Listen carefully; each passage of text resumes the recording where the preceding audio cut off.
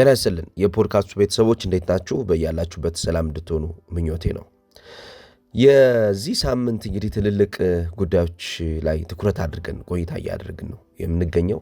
አብዛኞቹ በስፋት እየተመለከትናቸው የምንገኛቸው ጉዳዮች በተለይ ከእንቅስቃሴ ቴክኒካል ከሆነው ነገር ጋር በተገናኘ ከተጫዋቾች ስኪል ጋር በተያያዘ የሚነሱ ጉዳዮች ናቸው። እስኪ ዛሬ የአርሰናልን ሲዝን ሽፍት ካደረጉ ተጫዋቾች መካከል በተለይ የመጨረሻዎቹ የጨዋታ ጊዜያቶች ላይ የአርሰናልን የጨዋታ ጊዜ ከፉላሙ ጨዋታ በኋላ ነገሮችን እየቀየሩ የአውሮፓ ቻምፒየንስ ሊግ የፍጻሜ ጨዋታ ላይ አርሰናል እንዲገኝ ላደረጉ ተጫዋቾች የጨዋታውን እንቅስቃሴ ይበልጥ ኮንትሮል እንዲሆን ያገዘውን ተጫዋች እንመለከታለን። ዛሬ የምንመለከተው ስለማን እንደሆነ ታውቃላችሁ ብዬ አስባለሁ። ስለ ሉዊስ ስኬሊ ነው የምንመለከተው። ሉዊስ ስኬሊ በአርሰናል ሄሊንድ አካዳሚ ውስጥ ትልቅ ተስፋ የተጣለበት ተጫዋች ነበር። ይህ ተጫዋች የቀድሞ የአርሰናል የአማካኝ ክፍል ተጫዋች እና አሁን በአሰልጣኝነት እያገለገለ የሚገኘው ጃክ ዊልሸር ስለ ልጁ ሲያወራ ምንድን ነው የሚለው? ብዙ ተጫዋቾች የሌላቸው ነገሮች ያሉት ተጫዋች ይሏል። አብዛኛውን ከእንቅስቃሴ አንጻር እንቅስቃሴ ለማሸነፍ ቴክኒካሊ በተፈጥሮ ጊፍትድ የሆነ ስጦታ ያለው ስጦታ በብዙ የተሰጠው ተጫዋች ነው ይሏል ጃክ ዊልሸር። ይህን ተጫዋች በጠባብ እንቅስቃሴዎች ውስጥ ነገሮችን ለማሸነፍ ከሚያደርጋቸው እንቅስቃሴዎች አንጻር ከሌሎች ተጫዋቾች ኳሊቲ ጋር የምታነጻጽረው ሰው አይደለም ብሎ ነው የሚያምነው ጃክ ዊልሸር።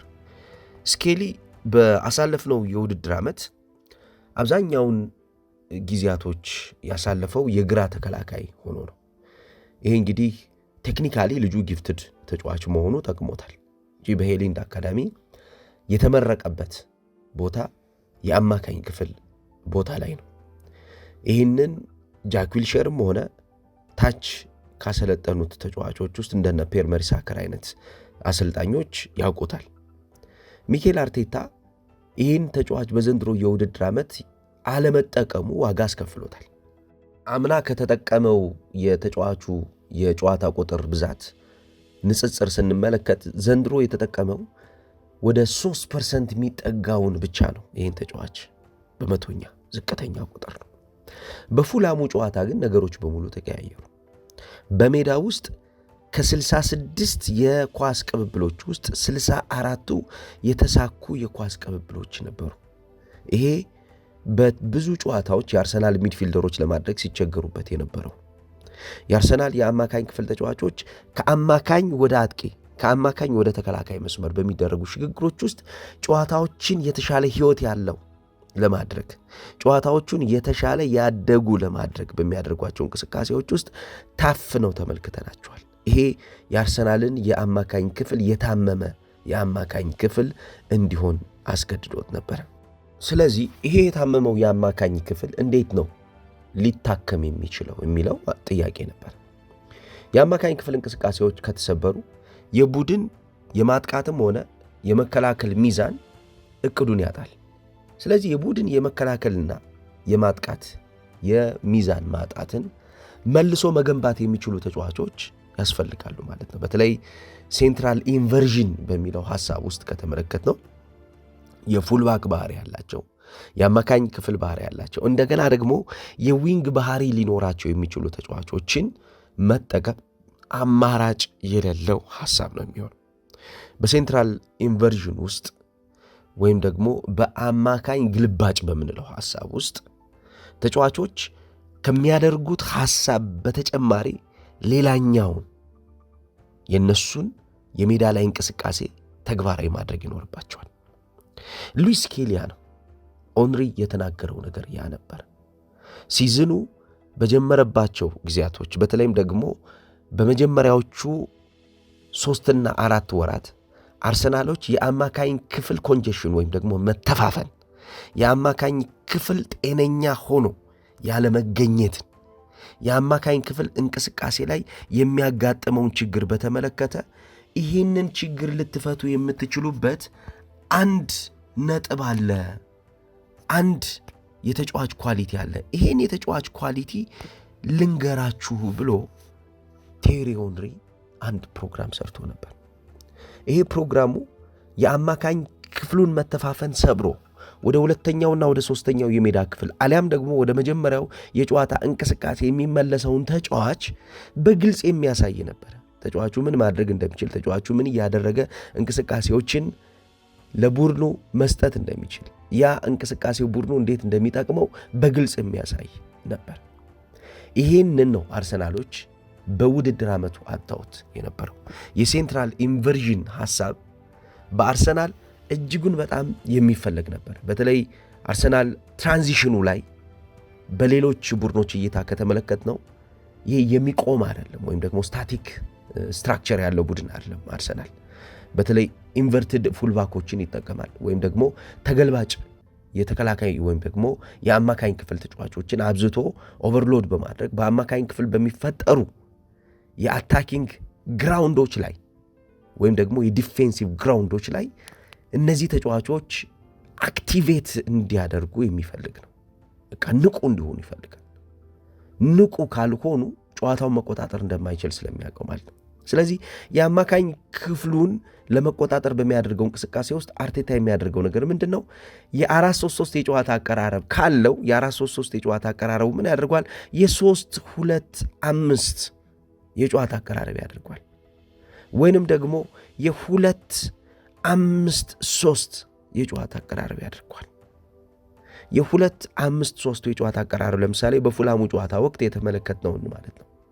አርሰናል ለማጥቃት በሚሄድበት ሰዓት ሁለት ተጫዋቾች ከዳቪድ ራያ ጋር እንዲቆሙ ያደርግና የነዛ ተጫዋቾች ሚና ነው አብሮ በቡድን እንቅስቃሴ ውስጥ የተከላካይ መስመር ተጫዋቾችን እንደ አማካኝ እንዲጠቀም ያደርገው።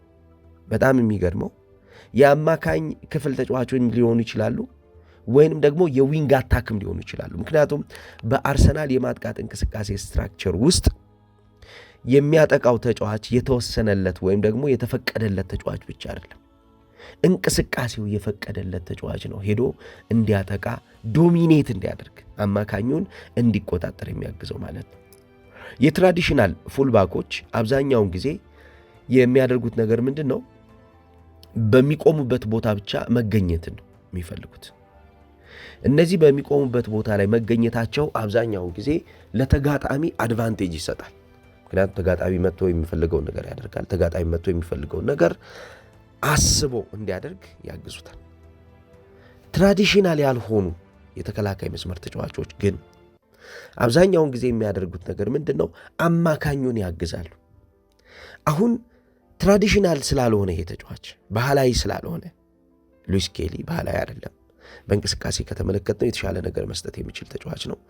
ይሄ ተጫዋች በዛ እሳቤና በዛ ስሌት ውስጥ የሚቃኝ ስላልሆነ ምንድነው የሚያደርገው? የአማካኝ ክፍል እንቅስቃሴ ላይ ብቻ አይደለም የምናገኘው፣ የተከላካይ መስመር ቦታ ላይ ራሱ ወርዶ ያን እንቅስቃሴ በማገዝ እዛ ቦታ ላይ የተፈጠረውን ችግር መፍትሄ በማበጀት መፍትሄ በማዘጋጀት የመፍትሄው መሪ ሆኖ እናገኘዋለን። ለዚህ ነው አርሰናል በዚህ ተጫዋች እየተጠቀመ እንደሆነ እየተመለከትን ያለ ነው። የሚጠቀማቸውን እንቅስቃሴዎች ከተመለከትን ኳስ ነካ አድርጎ ሲምፕል ተቾችን ወደፊት ይወስዳል። እንደገና ወደ ኋላ ተመልሶ ደግሞ የታፈኑ እንቅስቃሴዎችን ለማስፈታት ጥረት ያደርጋል። ቦል ኬሪ ያደርጋል፣ ወይም ደግሞ ኳስ ተሸክሞ መሄድ ይችላል። እንደገና ጫና ተሸካሚ ነው። ጫና መስበርም ይችላል። ፕሬስ ሬዚስተንስ የሚባለው ማለት ነው። በተለይ በእነኝህ በቦል ኬሪንግ እና በፕሬስ ሬዚስተንስ ሐሳብ ውስጥ ለአርቴታ የሚሰጠው ነገር ቀላል አይደለም። ታክቲካሊ አንድ ቡድን በእንቅስቃሴ ከሚያስፈልጉት ሐሳቦች መካከል በእነኝህ ሁለቱ የተጫዋቾች ሚና ውስጥ መገኘት ነው። በተለይ እሱ እንደሚለው አርቴታ እንደሚለው ስታንድ አውት ታክቲካል ፕሌየር መሆን አለባቸው ብሎ ያስባል። ለዚህ ነው አሁን ብዙ ትችቶች አርቴታ ላይ የተጫዋች ያለፉት የጨዋታ ጊዜያቶች ላይ ጥሩ መሆኑን ተከትሎ የመጡበት። ታዲያ ስታንድ አውት ታክቲካል ፕሌየር ከሆነ ለምንድን ነው መጠቀም ያቃተው ይህን ተጫዋች? ለምንድን ነው ይህንን ተጫዋች ተጠቅሞ አርሰናል ካለበት ችግር እንዲወጣ ያላደረገው የሚል ሐሳቦች ሲነሱበት ነበር። በተለይ በተደጋጋሚ የማነሳቸው ሀሳቦች መካከል አንዱ የነበረው የአርሰናል የዓመቱ ችግር ምንድን ነው? የኳስ የመቀበል ችግር ነበረበት። አርሰናል የቦል ሪሲቪንግ ችግር ነበረበት። የኳስ የመቀበል ችግሮቹ ከሁለተኛው ወደ ሶስተኛው ሜዳ ላይ በሚደረጉ ሽግግሮች ላይ የአርሰናልን የማጥቃት እንቅስቃሴ አቀዝቅዘውታል። በነገራችን ላይ ካሳለፍነው የውድድር ዓመት በዘንድሮ የውድድር ዓመት አርሰናል ወደ ተጋጣሚ ሜዳ የሚገባበት ፍሪኩዌንሲ እየቀነሰ መጥቷል።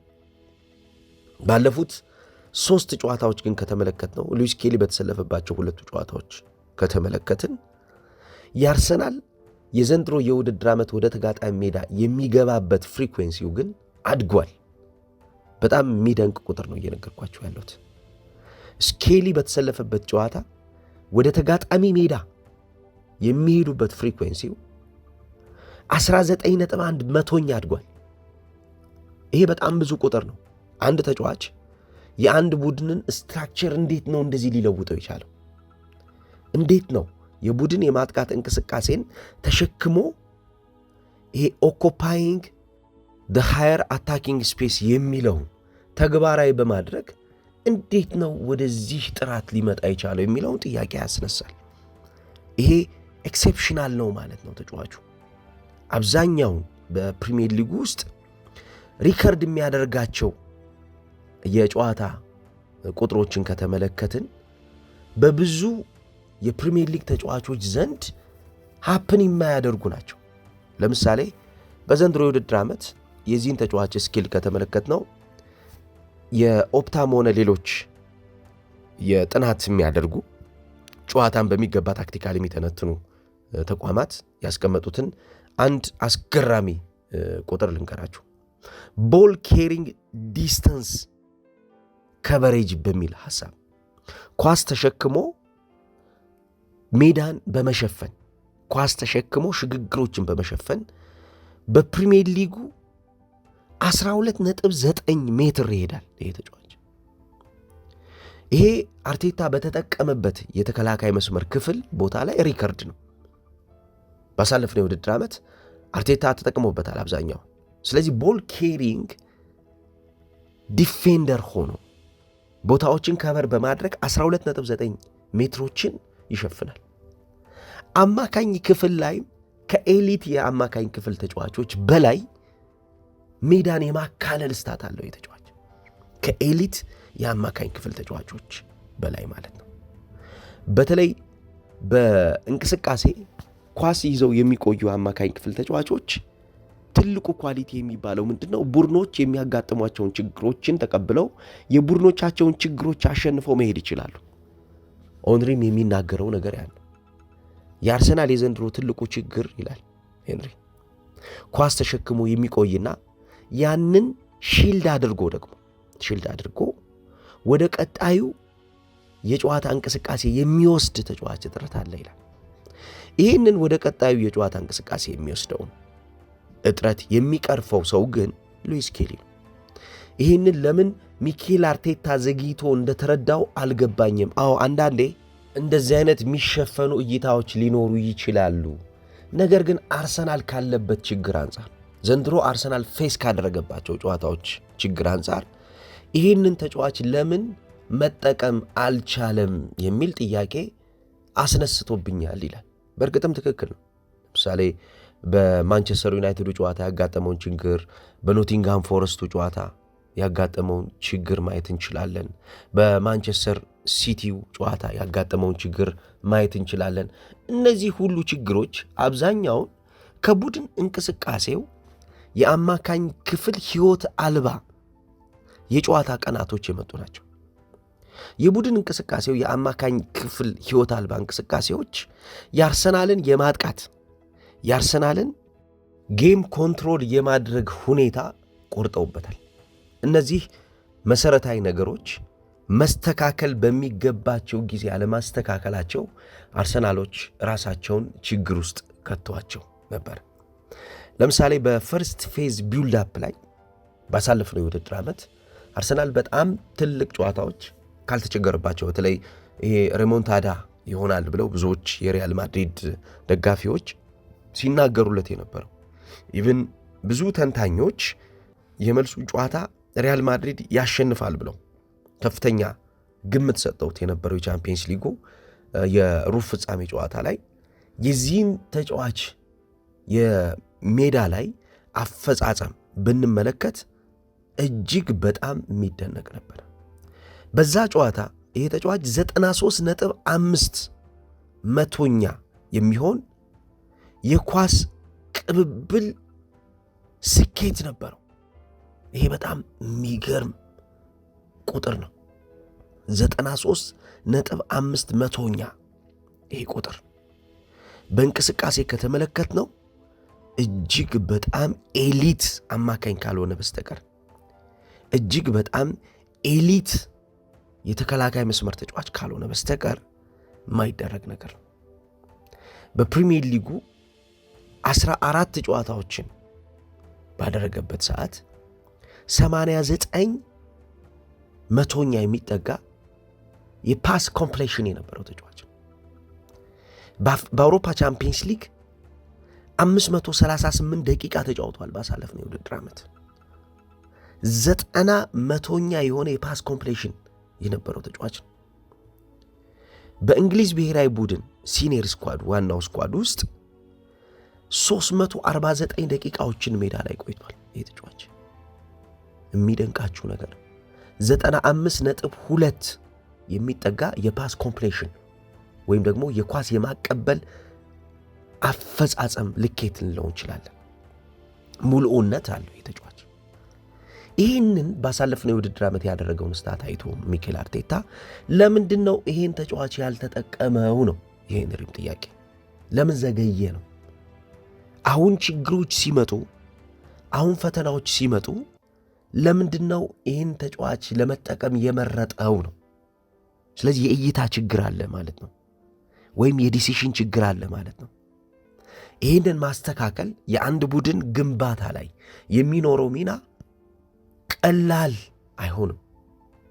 የአንድ ቡድን የግንባታ ሂደት በአሰልጣኞች እይታ ነው የሚሞረደው።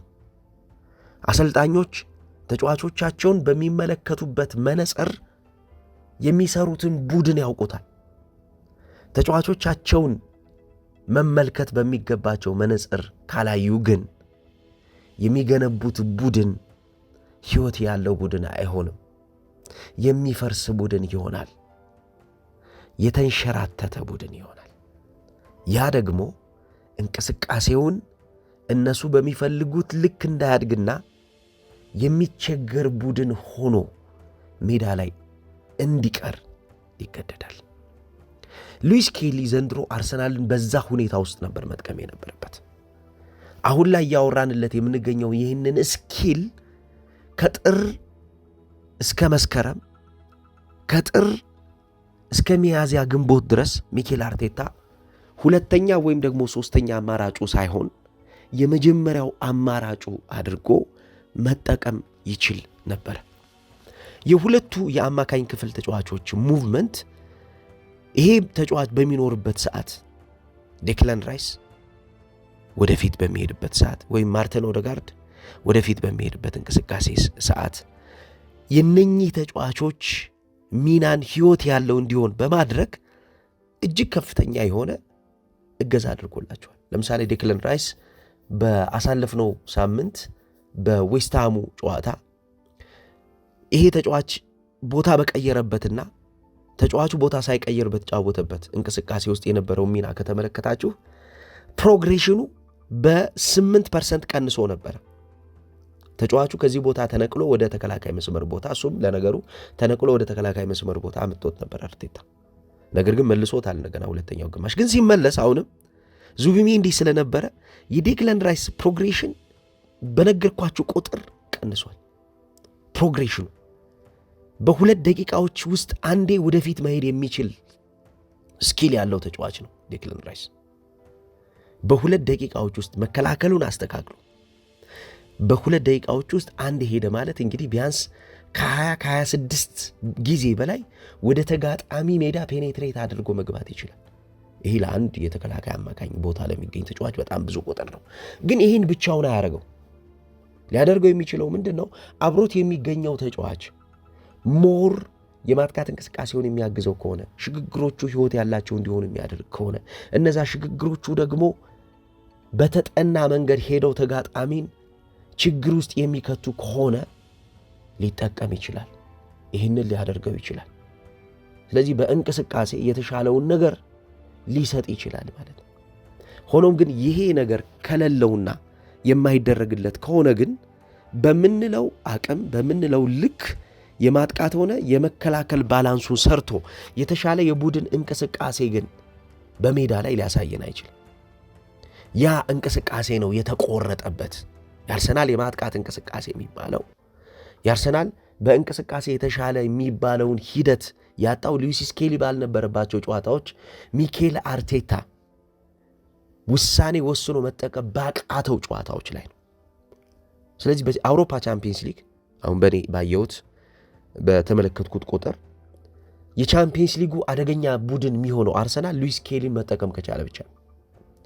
ሉዊስ ስኬሊን ኢንቨርት አድርጎ የግራ ተከላካይ የሚያደርገው ከሆነ ወይንም ደግሞ እሱን ተመራጭ አማካኝ አድርጎ ጨዋታው የማይጀምር ከሆነ ለፒኤስጂ አፐር ሃንዱን ኦልሬዲ እንኩ ብሎ እንደ መስጠት ነው የምቆጥረው።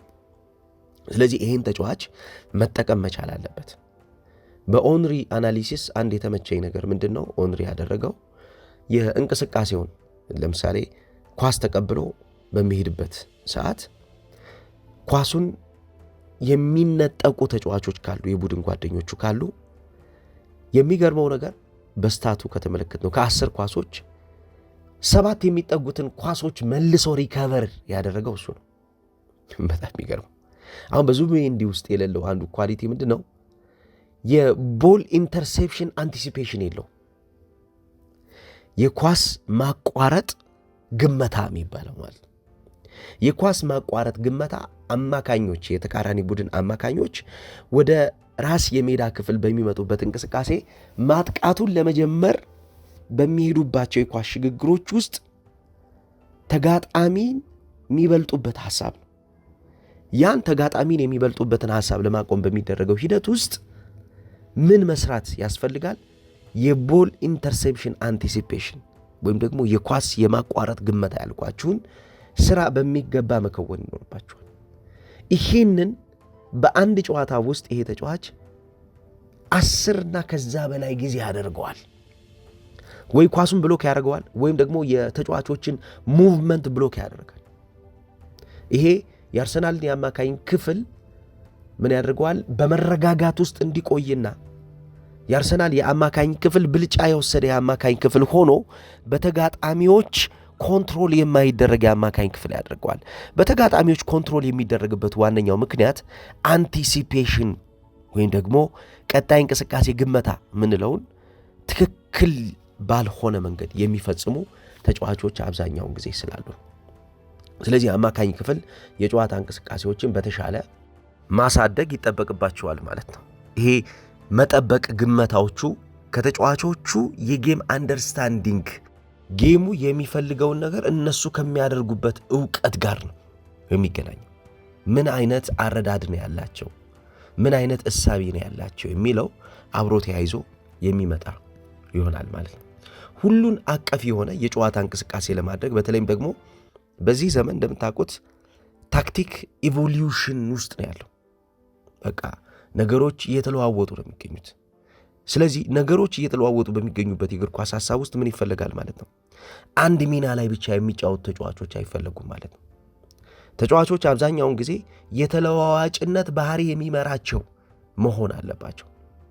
ትሬቶችን መፍጠር አለባቸው ወይም ደግሞ ተጋጣሚን የሚያስጨንቁ፣ ተጋጣሚን የሚያስፈሩ፣ ተጋጣሚን መፍትሄ አልባ የሚያደርጉ ተጫዋቾች መኖር አለባቸው። ስለዚህ ተጋጣሚን የሚያስፈሩ፣ የሚያስጨንቁ፣ መፍትሄ አልባ እንዲሆን የሚያደርጉ ተጫዋቾች በአታኪንግ ኢቮሉሽን ውስጥ የሚፈለጉ ናቸው። ይሄ በሉዊስ ስኬሊ ውስጥ በሚገባ ይገለጻል።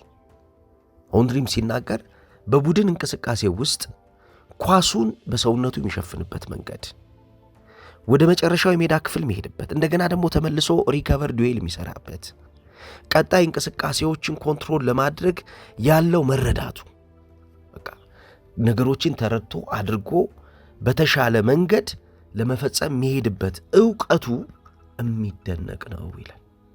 ይህንን ነገር ደጋግሞ የሚያደርግ የአማካኝ ክፍል ወይም የተከላካይ መስመር ክፍል ተጫዋች ቡድኖች ማግኘት የሚፈልጉት ነው፣ ህልማቸው ነው።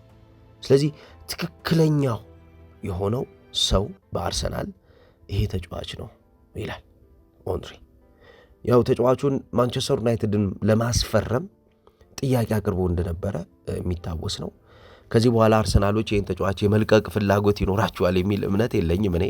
ምክንያቱም ተጫዋቹ በጣም ቤዚክ የሆኑ ፋውንዴሽኖች ሰጥቷቸዋል፣ በጣም ትልልቅ የሚባል ነገር ሰጥቷቸዋል። ስለዚህ እነዚህን ነገሮች ማጣት አይፈልጉም። የተሻለ ነገር መስራት፣ የተሻለ ነገር ማሳደግ፣ ከዚህ ተጫዋች ጋር ጥሩን ነገር ማግኘት ስለሚፈልጉ ተጫዋቹን ይለቁታል የሚል እምነት የለኝም። ሚኬል አርቴታም ምናልባት በቀጣዩ ሲዝን የተሻለ ቡድን ለመገንባት አማካኙን የተሻለ ለማሳደግ የዚህን ተጫዋች ማቆየት በጣም መሰረታዊ ስራ አድርጎ እንደሚወስደው ኤክስፔክት ይደረጋል። አብዛኛውን ከጨዋታ እንቅስቃሴ ጋር በተያያዘ አሰልጣኞች የሚፈልጉት አንዱ ትልቁ ነገር ምንድን ነው?